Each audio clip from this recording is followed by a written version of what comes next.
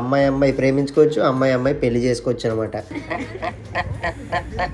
10 లక్షల దాకా అయిపోతుంది ఎంత చీప్గా వెళ్ళాలనుకున్నా సరే. 1794లో అయితే కన్స్ట్రక్ట్ చేశారంట ఇక్కడ ఈ మసీదుని. ఒక ఫెస్టివల్ కూడా అవుతుంది ఈ ఎల్జిబిటిక్యూ పీపుల్ అందరికి. బేవర్స్ గా ఇక్కడ పడున్నాయి ఏంటబ్బా అనుకున్నాను. అవన్నీ అయితే మబ్బులు అలా నడుచుకుంటే వెళ్ళిపోతున్నాయి. అబ్బాయికి కూడా రూమ్ ఎవరు తెలుసా? ఏ గన్నో లేకపోతే ఏ కత్తో పెడతారు. మర్యాదగా మన దగ్గర ఉంటే అవి ఇచ్చేయాలి. 60,000 మందిని అయితే వీళ్ళు ఖాళీ చేయించారు. రెయిన్బో ఏరియా అని కూడా అంటారు, లేదంటే గే స్ట్రీట్ అని చెప్పేసి కూడా అంటారంట.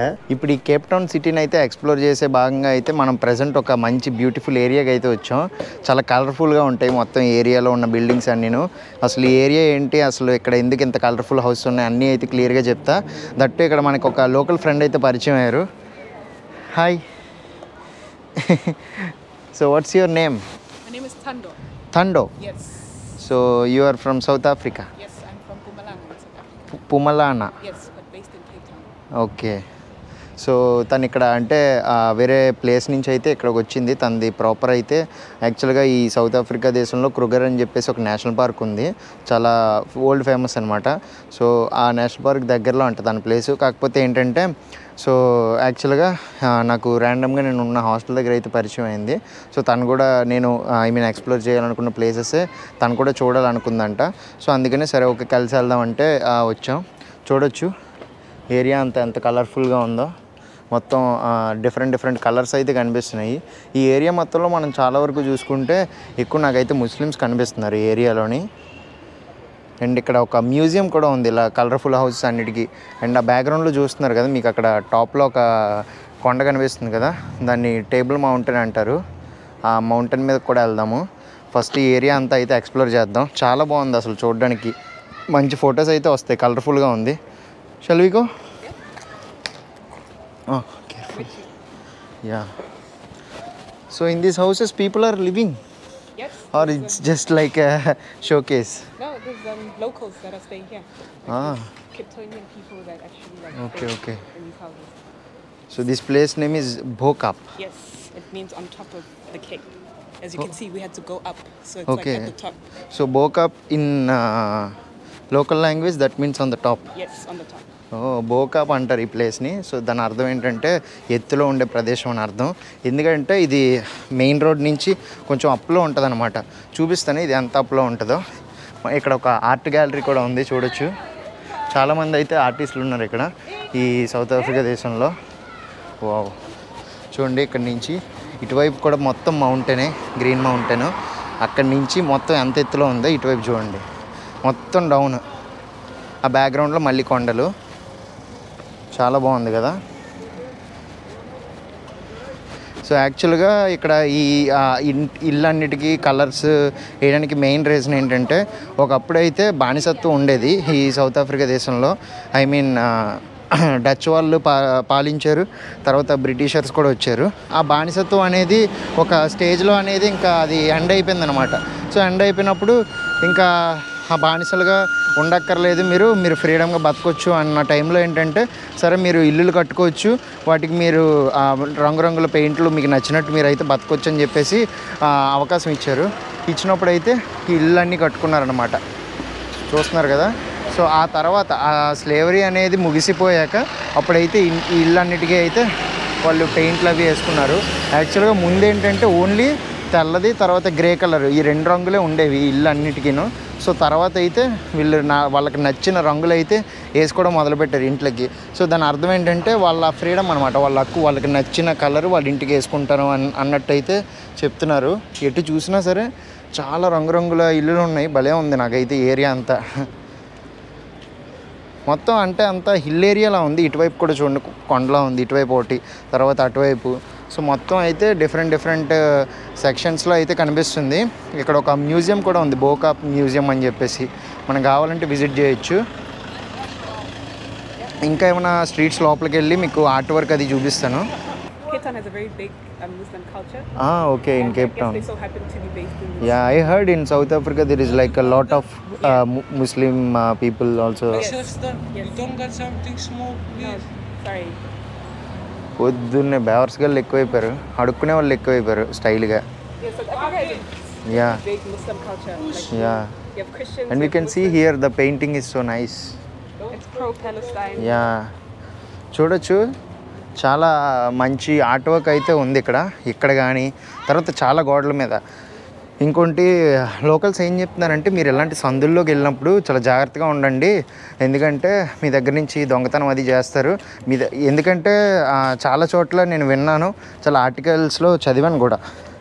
ఎప్పుడైనా మనం కొంచెం నిర్మానుషంగా ఉన్న చోట్లలోకి వెళ్ళాం అనుకోండి, మనల్ని ఏం లేదు సైడ్కి లాక్కెళ్ళి ఏ గన్నో లేకపోతే ఏ కత్తో పెడతారు. మర్యాదగా మన దగ్గర ఉంటే అవి ఇచ్చేయాలి, లేదంటే ఇంకంతే. సో అందుకని చెప్పేసి ఆ మెయిన్ రోడ్డు మీద కరెక్ట్గా అక్కడ నించుంటే ఒక అతను అయితే వచ్చి చెప్తున్నారు, మీరు ఇటు వెళ్తున్నారా, సో ఆ పైకి వెళ్ళినప్పుడు చూసుకోండి, కొంచెం జాగ్రత్తగా ఉండండి అని. చూసారా ప్రతి ఇల్లు ఎంత బాగుందో. నేను జస్ట్ ఫస్ట్ అయితే షోకేస్కి ఓన్లీ వాళ్ళ ఇల్లులన్నీ ఇలా ఉన్నాయనుకున్నాను, బట్ ఇంట్లో వాళ్ళు నివసిస్తున్నారు యాక్చువల్గా. ఈ ఇల్లు చూడండి మొత్తం అసలు పెయింటింగ్లు ఏం లేవు కానీ అలా డైరెక్ట్గా స్టోన్ ఎలా అయితే తీసుకొచ్చారో అలా మొత్తం పెట్టేశారు. చాలా నచ్చింది నాకు ఈ ఏరియా అంతా. దూరంగా చూసుకుంటే అక్కడ ఒక క్లాక్ టవర్ కూడా ఉంది. నాకు తెలిసి ఈవినింగ్ లేదంటే పొద్దున్న నమాజ్ టైంకి అయితే అక్కడి నుంచి మనకి వినిపిస్తుంది. వావ్, ఇటువైపు చూడండి అసలు అదిరిపోయింది అసలు. అక్కడ కరెక్ట్గా మసీద్ కనిపిస్తుంది, బ్యాక్గ్రౌండ్లో మౌంటైన్, సో అక్కడ మెయిన్ రోడ్డు, తర్వాత మొత్తం గ్రీనరీ, చాలా బాగుంది. Yeah, and that mosque is the oldest in Africa. In the whole Africa. It's the oldest that's ever been built. Okay, but it looks so colorful. Yeah. Here in South Africa there is a lot of artists, very nice artwork. Cape Oh, Town mainly very in much like an art city. Okay. There's a lot of, people come here to, the people who love art, so they come here. come here. Yes. Okay. Wine, art. Yeah, and wine. And ఈ south ఆఫ్రికాలో wine చాలా famous, దానికంటూ separate video కూడా చేస్తాను, చాలా famous అనమాట. So ఇక్కడ చాలా వరకు వైన్ యార్డ్స్ కూడా ఉన్నాయి. సో అక్కడికి వెళ్ళి మీకు వైన్ గురించి చరిత్ర అయితే చెప్తా. చూడండి బిల్డింగ్లు అన్నీ ఎంత బాగున్నాయో. కాకపోతే అక్కడ చూడండి అవాల్ మస్జిద్ అని చెప్పేసి ఉంది, ఎస్టాబ్లిష్డ్ 1794, 1794లో అయితే కన్స్ట్రక్ట్ చేశారంట ఇక్కడ ఈ మసీద్ని. ఇప్పుడైతే రెనోవేట్ చేసినట్టున్నారు, చూడడానికి చాలా కొత్తగా మొత్తం టైల్స్తోని మార్బుల్స్తోని నీట్గా కనిపిస్తుంది కదా. కాకపోతే దీన్ని 1794లో అయితే కట్టారు. So this is the oldest mask in south Africa. Yeah, but still 1794 long history. I thinks more than like 200+ years, but it looks like very new. ఇక్కడ కూడా మెన్షన్ చేశారనమాట, అసలు ఎప్పుడు స్టార్ట్ చేశారు, ఎప్పుడు పూర్తయింది, ఇంకా కొంచెం ఇన్ఫర్మేషన్ అయితే ఉంది. చాలా బాగుంది, నాకైతే ఈ స్ట్రీట్ చాలా నచ్చింది, ఈ చివరి నుంచి ఆ చివరి వరకు. ఇప్పుడు మనం ఉన్న ఈ కేప్ టౌన్ ఏంటంటే చాలా పాపులేషన్ కూడా ఎక్కువే అనమాట. దాదాపు 4.8 million పాపులేషన్ అయితే ఉంది. అంటే ఒక 48 లక్షలు అనుకోండి, 1 million అంటే 10 lakhs కాబట్టి, సో 48 లక్షలు పాపులేషను. చాలా బ్యూటిఫుల్ సిటీ అనమాట, సీనిక్గా కూడా చాలా బాగుంటుంది, మంచి మంచి క్రిస్టల్ క్లియర్ బీచెస్ అన్నీ ఉంటాయి. వైల్డ్ లైఫ్గా చూసుకున్నా సరే ఈ సీకి సంబంధించిన యానిమల్స్ ఉంటాయి కదా, అవి అయితే ఎక్కువ ఉంటాయి అన్నమాట. చాలా బాగుంటుంది. ఇంకా మనం ఆ వాటర్ ఫ్రంట్ ఇంకా డిఫరెంట్ ప్లేసెస్కి వెళ్ళినప్పుడు అయితే మనం ఆ సీనరీస్ అవన్నీ చూడొచ్చు. సపరేట్గా ఒక వీడియోలో మీకు చూపిస్తాను బీచ్ సైడ్ అవన్నీ కవర్ చేసి. ఇంకొకటి చెప్పాలంటే ఈ సౌత్ ఆఫ్రికా దేశం చాలా పెద్దది. బాటమ్ పార్ట్ ఆఫ్ సదరన్ ఆఫ్రికాలో చూసుకుంటే చాలా పెద్ద కంట్రీ. ఈ కంట్రీలో మనం ఇప్పుడున్న ఈ కేప్ టౌన్ ఏంటంటే సెకండ్ లార్జెస్ట్ సిటీ. మొదటిది వచ్చేసి జోహన్నెస్బర్గ్, ఆల్రెడీ మనం అక్కడి నుంచి ఇక్కడికి వచ్చాం కదా. ఆ జోహన్నెస్బర్గ్ తర్వాత ఈ కేప్ టౌన్ చాలా పెద్దదనమాట. సో ఈ కేప్ టౌన్ చుట్టుపక్కల ఏంటంటే చాలా మంది మనం బ్లాక్స్ తర్వాత వైట్ పీపుల్ కూడా చూడొచ్చు. ఎందుకంటే ఒకప్పుడు చెప్పాను కదా డచ్ వాళ్ళు పాలించేవారని చెప్పేసి. 1652 ఆ టైంలో ఏంటంటే డచ్ వాళ్ళు వచ్చి ఫస్ట్ వాళ్ళు ఇక్కడి నుంచే స్టార్ట్ చేశారనమాట. వాళ్ళు ఇక్కడికి రావడం, తర్వాత ఇక్కడ చాలా వరకు మనం ఈ డచ్ యూరోపియన్ సెటిల్మెంట్స్ అయితే చూడొచ్చు. సో ఇక్కడి నుంచి ఆ తర్వాత బ్రిటిషర్స్ అలా అలా అలా అలా ఎవాల్వ్ అవుతూ అయితే ప్రజెంట్ కేప్ టౌన్ అయితే ఇలా ఉంది చూడడానికి. ఇప్పుడే ఆ కలర్ఫుల్ బిల్డింగ్స్ నుంచి అలా ముందుకు నడుచుకొని వచ్చాం. మనం ఇంకొక మిత్రుని అయితే మీట్ అయ్యాం. So mister lance, Yes. Yes. We want to watch Man United. We'll see they play today. So ఈ బ్రదర్ యాక్చువల్గా నేను స్టే చేస్తున్న 91 హాస్టల్లోనే నాకు పరిచయం అయ్యారు. సేమ్ డామ్ అనమాట, 4 బెడ్ డామ్ కదా. సో బ్రదర్ కాకపోతే so you are working here Yeah, I'm working here. Since how long? It's been, say, 2 months. 2 months. Yeah. So you like Cape Town? It's awesome. మొన్న హాస్టల్లో అలా కూర్చున్నప్పుడు ఒక topic అయితే వచ్చింది రేసిజం గురించి. ఆ టైంలో ఏంటంటే ఒక లోకల్ ఆఫ్రికన్ అయితే ఒక స్టోరీ చెప్పారనమాట. సో ఆ స్టోరీ చెప్దాం అనుకున్నాను ఏదో ఒక వీడియోలో, ఇంకా తర్వాత మర్చిపోయాను. సో సడన్గా ఇప్పుడు మళ్ళీ ఈ బ్రదర్ వాళ్ళతో మాట్లాడుతుంటే ఆ స్టోరీ స్ట్రైక్ అయింది. క్యాపిటల్ సిటీ సెంటర్కి దగ్గరలోనే డిస్ట్రిక్ట్ 6 అని ఒక ప్లేస్ ఉందన్నమాట, డిస్ట్రిక్ట్ 6 అని. సో అక్కడ ఏంటంటే ఒకప్పుడు మొత్తం అందరూ కలిసి ఉండేవాళ్ళు అనమాట, ఈ తెల్లవాళ్ళు కానీ నల్లవాళ్ళు. సో ఎందుకు నేను తెల్లవాళ్ళు నల్లవాళ్ళు అంటున్నానంటే ఒకప్పుడు ఈ సౌత్ ఆఫ్రికాలో రేసిజం అనేది చాలా ఉండేది. మీరు తెల్లగా ఉన్నారు, మేము నల్లగా ఉన్నాం, మీరు బ్రౌన్గా ఉన్నారు అని చెప్పేసి కలర్ డిస్క్రిమినేషన్ అయితే చాలా ఉండేదన్నమాట. సో అందుకని చెప్పేసి నేను ఆ పదాలు యూజ్ చేస్తున్నాను.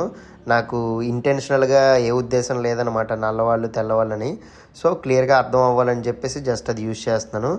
సో యాక్చువల్గా ఆ స్టోరీ ఏంటంటే అప్పుడు ఆ డిస్ట్రిక్ట్ 6 అనే ప్లేస్లో ఏంటంటే సో వైట్స్, బ్లాక్స్, తర్వాత ఇండియన్స్, తర్వాత ఈ మలాయ్ ఇండియన్స్, మలాయ్ ముస్లిమ్స్ కూడా ఉండేవాళ్ళు అనమాట. ఈ మలేషియా నుంచి ఇక్కడికి మూవ్ అయిపోయి ఇక్కడే బతుకుతున్న వాళ్ళు. సో ఇలాగ అందరూ ఆ ఏరియాలో ఉండేవాళ్ళు ఆ డిస్ట్రిక్ట్ 6లో. సో తర్వాత ఏమైందంటే ఇది గవర్నమెంట్ అనేది ఆ టైంలో రూల్ చేస్తున్న ఈ బ్రిటిషర్స్ వీళ్ళకి ఏంటంటే నచ్చలేదనమాట. సో వీళ్ళందరూ ఇలా కలిసి యూనిటీగా ఉండడం నచ్చలేదు. ఇది అది కూడా సిటీకి సెంటర్ మధ్యలో ఉంది కదా. సో ఇది కరెక్ట్ కాదు అని చెప్పేసి అనుకున్నారు. ఎందుకంటే ఆ టైంలోనే ఈ అపార్థైడ్ అని చెప్పేసి లాస్ట్ వీడియోలో కూడా చెప్పాను కదా. సో అది అనేది జరుగుతుంది, ఇంకా అది ఆ మూమెంట్ అనేది జరుగుతుంది అనమాట, ఆ వివక్షత అనేది.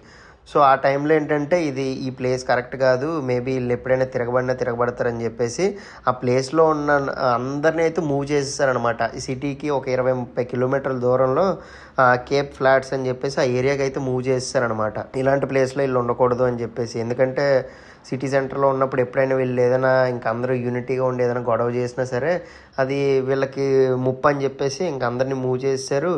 ఆ టైంలో ఇంకా ఈ ప్లేస్లో ఉన్న స్కూళ్ళు కానీ బిల్డింగులు అన్నీ ఇరగొట్టేశారనమాట, మొత్తం ఇంట్లో ఉన్న వాళ్ళందరినీ తరివేసి. ఇప్పటికీ కూడా 1966లో జరిగిందంట ఇది.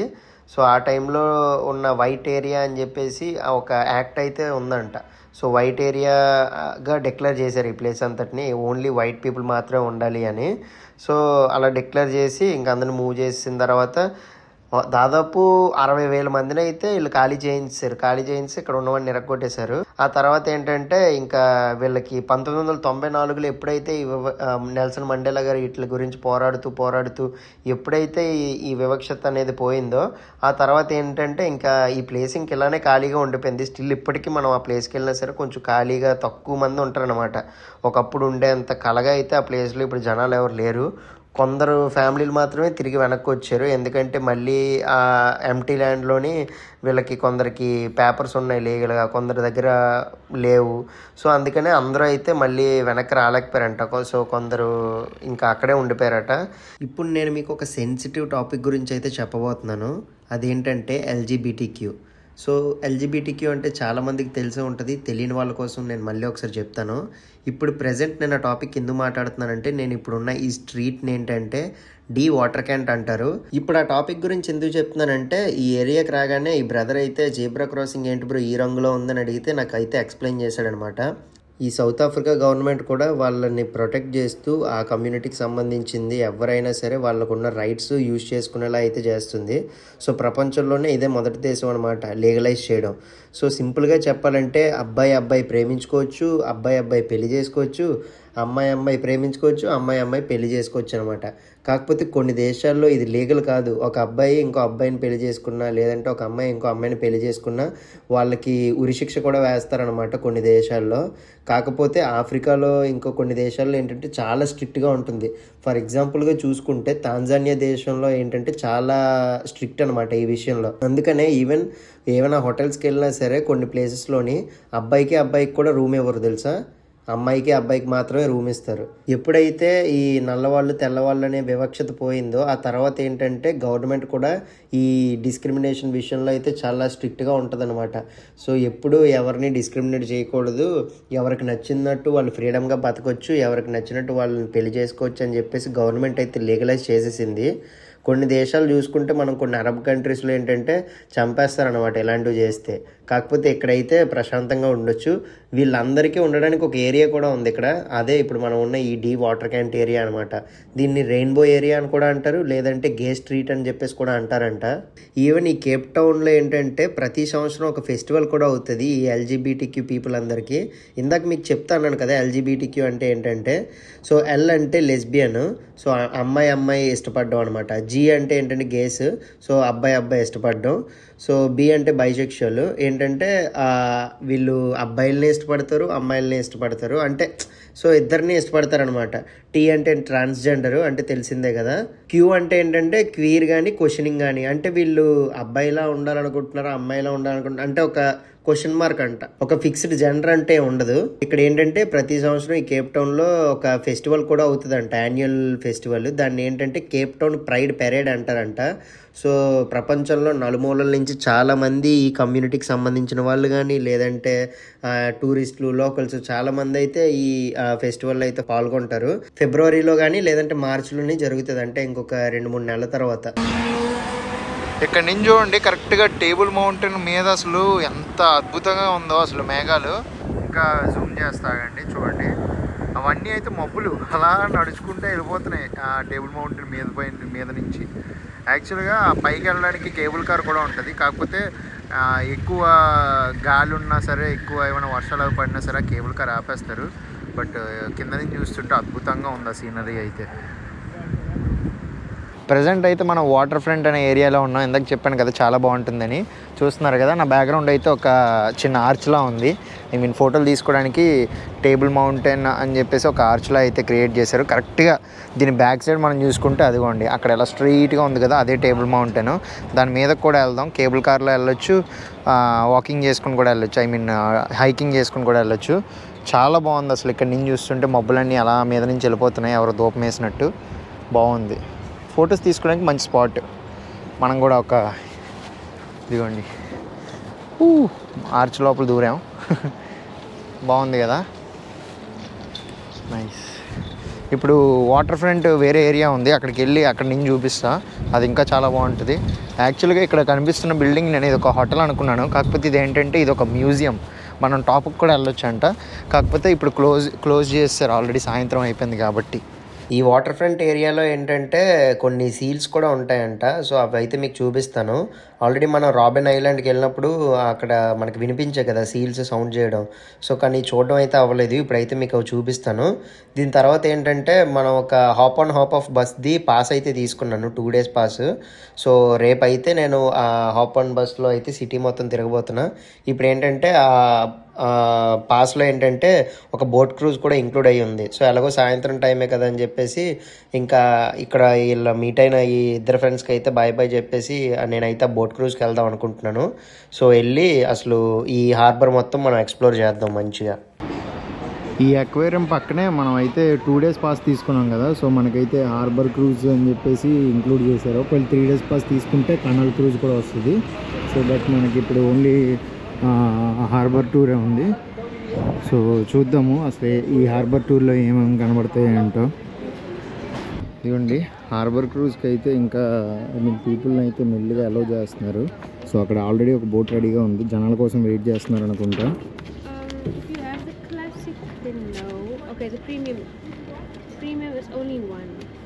Only one.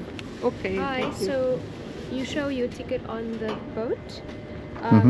I need to register you. So can I have your name, please, sir? Harbour cruise అయితే బాగుండబోతుంది, ఎందుకంటే చూడొచ్చు ఇక్కడ సీల్స్ ఉన్నాయి చూడండి, ఇక్కడ ఆడుకుంటున్నాయి లోపల. ఇంకా చాలా వరకు సీల్స్ని అయితే చూడొచ్చు మనం. అబ్బా సమ్మగా ఆడుకుంటున్నాయి, ఎండ ఎక్కువ ఉంది కదా. అక్కడ ఇంకొన్ని కూడా ఉన్నాయి. అటువైపు కార్నర్లో. ఇప్పుడే మనం బోట్ లోపలికి అయితే ఎక్కేసాం. ఆల్మోస్ట్ ఒక 25 నిమిషాల నుంచి 30 నిమిషాలు అయితే ఉంటుంది ఈ హార్బర్ టూరు. సో చాలా డిఫరెంట్ ఫిష్లు కానీ లేదంటే సీల్స్ కానీ చూడొచ్చు. చూద్దాం అసలు ఏం కనబడతాయి అంటాం. బాగుంది, చిన్న బోట్. మొత్తం ఫుల్ అవ్వలేదు, కాకపోతే ఒక ఎవ్రీ 20 మినిట్స్కి ఒకసారి అయితే ఫుల్ అయినా అవ్వకపోయినా వచ్చిన వాళ్ళని అయితే తీసుకెళ్తున్నారు. ఇప్పుడు అక్కడైతే సీల్స్ని చూసా, చాలా వరకు సీల్స్ ఉన్నాయి అక్కడ. ఒక 9-10 ఉన్నాయి ఆడుకుంటున్నాయి. ఇక్కడ కూడా సేమ్ ఆడియో గైడ్ లాగా హెడ్ ఫోన్స్ ఇచ్చారు, ఏం చెప్తారు విందాం.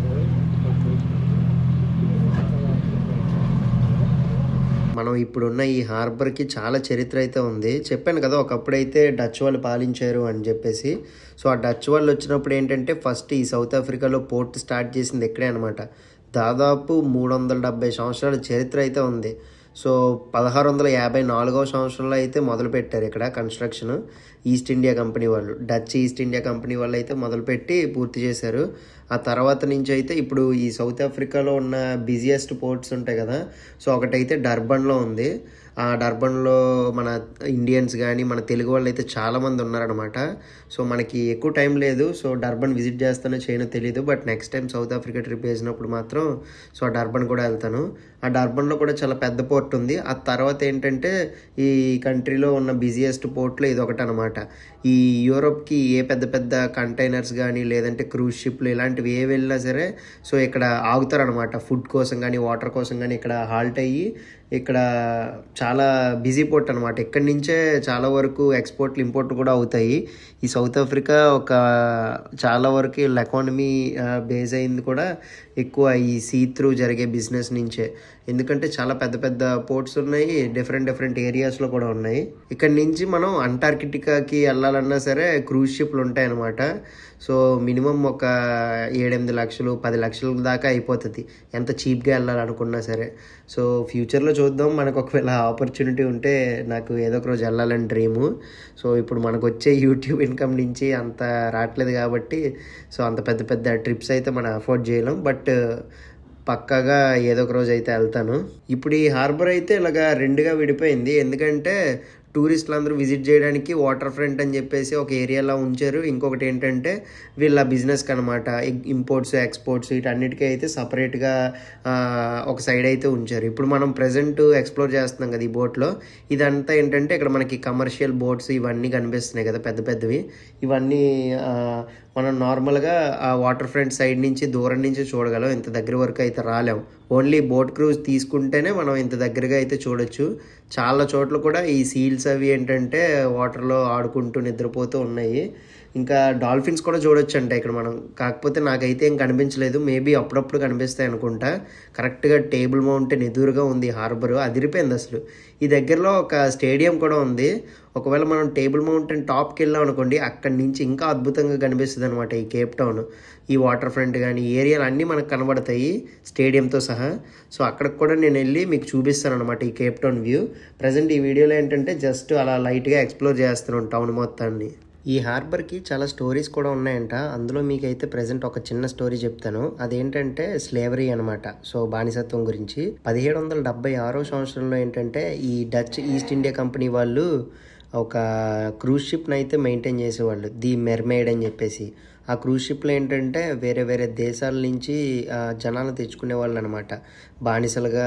అంటే వీళ్ళు యూజ్ చేసుకోవడానికి ఇక్కడ, ఎందుకంటే వీళ్ళకి రోడ్లు వేసుకోవడానికి కానీ లేదంటే షిప్స్లో వర్క్ చేయడానికి, తర్వాత ఫార్మ్స్లో వర్క్ చేయడానికి వీళ్ళకి మనుషులు కావాలి కదా. లోకల్ ఆఫ్రికన్స్ అయితే స్లేవ్స్ లాగా ఉండడానికి కొందరు ఒప్పుకోలేదు, కొందరు ట్రైబల్స్. అందుకని చెప్పేసి వీళ్ళు వేరే వేరే దేశాల నుంచి తీసుకొని వద్దామని చెప్పేసి ఆ షిప్ని అయితే పంపేవారనమాట. సో అందులో భాగంగా ఏంటంటే ద మెర్మైడ్ అని చెప్పేసి ఒక షిప్ని మదగాస్కర్ దేశానికి అయితే పంపించారు. ఈ మదగాస్కర్ తెలుసు కదా, ఒక ఐలాండ్ కంట్రీ. చాలామందిని అయితే అక్కడి నుంచి తీసుకొచ్చారనమాట. వీళ్ళు అక్కడి నుంచి ఆ షిప్ని పంపించి అక్కడి నుంచి చిన్నపిల్లలు, తర్వాత ఆడవాళ్ళు, మగవాళ్ళు ఇలాగ చాలామందిని సంఖ్యలు వేసుకొని ఆ షిప్లో ఎక్కించుకొని తీసుకొస్తున్నప్పుడు ఏంటంటే ఒక డచ్ క్యాప్టెన్ అయితే ఉన్నారు ఆ బోట్కి. సో ఏంటంటే ఒక రోజు ఏమన్నారంటే అక్కడి నుంచి ఇక్కడికి రావడానికంటే 1-2 రోజుల్లో వచ్చేలేరు కదా, కొద్ది రోజులు టైం పడుతుంది ఆ షిప్లో జర్నీ అంటే. సో అప్పుడు ఒక రోజు ఏంటంటే ఆ క్యాప్టెన్ ఏమన్నారంటే ఈ షిప్లో ఉన్న గన్నులు తర్వాత మిగతా కొన్ని సామాన్లు అయితే తుడవండి, క్లీన్ చేయండి అని చెప్పేసి వాళ్ళకి పని అప్ చెప్పారు. అందులో ఒక అతను ఏం చేశారంటే ఇదే ఇంక మంచి సమయంగా అనుకొని ఇంకో కొంతమందిని అయితే పోగేసుకొని మొత్తం తిరిగి అటాక్ అయితే చేశారనమాట. వాళ్ళందరినీ అటాక్ చేసి ఆ షిప్ని అయితే కంట్రోల్లోకి తెచ్చుకున్నారు. ఈ ఎవరైతే బానిసలుగా వస్తున్నారో మదగాస్కర్ నుంచి వీళ్ళు ఇంకా షిప్ని కంట్రోల్లో చేసుకొని మీరు మర్యాదగా తిరిగి ఈ షిప్ని మదగాస్కర్కి తిప్పుతారా లేదంటే చంపేయమంటారా అన్నట్టు అయితే వాళ్ళని బెదిరించి సో ఇంకా షిప్ని అయితే తిప్పమన్నారు. వీళ్ళు ఏంటంటే సరే ఇప్పుడు ఇంక మిమ్మల్ని మదగాస్కర్లో దింపేస్తాం అని చెప్పేసి వీళ్ళకి ట్రిక్ లాగా ప్లే చేసి తిరిగి సౌత్ ఆఫ్రికాకి తీసుకొచ్చారనమాట. వాళ్ళకేమో అర్థం కాలేదు. సౌత్ ఆఫ్రికా కేప్ టౌన్ దగ్గరికి రీచ్ అయ్యేసరికి ఏంటంటే వెంటనే వీళ్ళకి మనం మళ్ళీ తిరిగి మదగాస్కర్కి వచ్చేసాం అనుకొని చాలామంది ఏంటంటే షిప్లోంచి దూకేసి ఆనందపడుతున్నారు అనమాట. కరెక్ట్గా దూకే టైంకి ఏంటంటే ఆ వాటర్ అంతా చాలా కోల్డ్గా ఉండడం వల్ల కొందరు ఏంటంటే ఆ వేవ్స్ ఆ స్పీడ్కి కూడా చాలామంది అయితే వాళ్ళ ప్రాణాలు కోల్పోయారు. ఇంకొందరు ఏంటంటే తిరిగి ఇంకా మళ్ళీ డచ్ వాళ్ళు ఏంటంటే వాళ్ళని క్యాప్చర్ చేసేసి ఇంకా బానిసల్లాగే ఉంచారనమాట. సో ఆ రకంగా వాళ్ళు తిరుగుబాటు చేసినా సరే చివరికి వాళ్ళు ట్రిక్ చేసి మళ్ళీ సౌత్ ఆఫ్రికాకి తీసుకొచ్చారు వాళ్ళని. ఇది ఒక స్టోరీ అనమాట. ఇంకా ఇలాంటివి చాలా అయితే జరిగాయి. ఎందుకంటే అన్ని సంవత్సరాల చరిత్ర ఉంది కాబట్టి. చెప్పాను కదా దాదాపు 370 సంవత్సరాల చరిత్ర అయితే ఉంది ఈ పోర్ట్కి. ఇంకా ఇక్కడే మీకు ఒకవేళ రాబిన్ ఐలాండ్ అని చెప్పేసి లాస్ట్ వీడియోలో చూపించాను కదా, నెల్సన్ మండేలా గారిని ఉంచిన జైలు. సో ఆ జైలుకి వెళ్ళాలన్నా సరే ఇక్కడి నుంచే ఆ షిప్ వెళ్తుంది. తర్వాత ఆ నెల్సన్ మండేలా గారిని రిలీజ్ చేసినప్పుడు కూడా ఈ సేమ్ ఈ కేప్ టౌన్ హార్బర్ నుంచే ఆయన అయితే తీసుకొచ్చారనమాట. ఈ సీల్స్ గురించి మీకు చెప్దామని చెప్పేసి ఇప్పుడే గూగుల్ చేశాను, వీటిని తెలుగులో ఏమంటారు అని చెప్పేసి. 2 రకాల పేర్లు అయితే వచ్చాయి. ఒకటి ఏంటంటే సీల్ని సముద్ర కుక్క అంటారంట, ఇంకొకటి ఏంటంటే నీటి సింహం. 2 చాలా ఫన్నీగా అనిపించాయి నాకు. మనం సముద్ర కుక్కనే కన్సిడర్ చేస్తాం ప్రజెంట్. సో మీకు ఒకవేళ ఏ పేరు నచ్చితే ఆ పేరుతో పిలవచ్చు, లేదంటే మీకు వీటిని ఏమంటారో తెలుగులో తెలిస్తే మీరే చెప్పండి. వీటిని ఏంటంటే సౌత్ ఆఫ్రికన్ ఫర్ సీల్స్ అంటారు. సో ఇవి ఎక్కువ మనకి సౌత్ ఆఫ్రికా కోస్టల్ లైన్ దగ్గరలోని తర్వాత నమీబియా పోర్ట్ సైడ్లో మాత్రమే కనబడుతూ ఉంటాయి. ఎందుకంటే ఈ సీల్స్లో కానీ పెంగ్విన్స్లో కానీ చాలా రకాలు ఉంటాయి అన్నమాట. ఇక్కడ మనకి సౌత్ ఆఫ్రికాలో ఏంటంటే సీల్స్ తర్వాత పెంగ్విన్స్ ఎక్కువ కనిపిస్తూ ఉంటాయి కొన్ని సపరేట్ ప్లేసెస్లో. పెంగ్విన్స్ కూడా ఒక చోట్ల కనిపిస్తాయి, ఒక బీచ్లోని. ఆ ప్లేస్ కూడా మీకు వెళ్ళి చూపిస్తాను సపరేట్ వీడియోలో. సో ఈ సీల్స్ ఏంటంటే 200 మీటర్ల లోతు వరకు అయితే ఎదగలవు.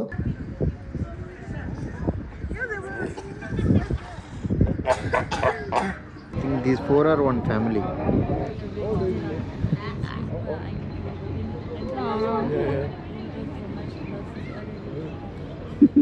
See how it's walking. Accidentally it stepped on it. Again it slept.